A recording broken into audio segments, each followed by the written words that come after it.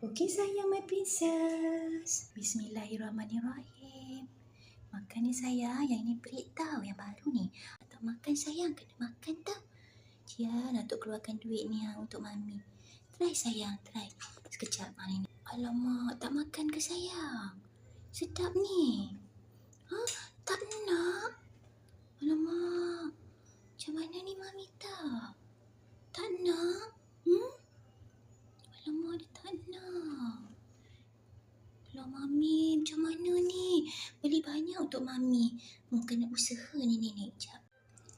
Tik-tik ya lepas nenek letak sudu tu, letak wet food tu dekat mulut mami bagi dia rasa. Baru dia tahu rasa. Kalau tak, yang bau tu dia tak suka agaknya. Pelan-pelan sayang, ni nenek campur air sikit. Makan sayang.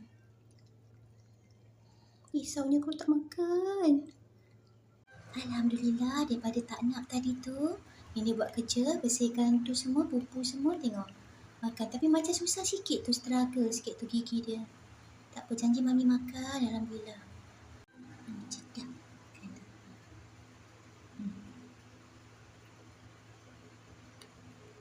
Betik-tik mata tu, tak ni lagi, bersihkan lagi. Tik mata. Sedap. Alhamdulillah. Tinggal ni je. Tu nanti periksa pula ekor tu. Alhamdulillah, amin. Berjuang sayang kita.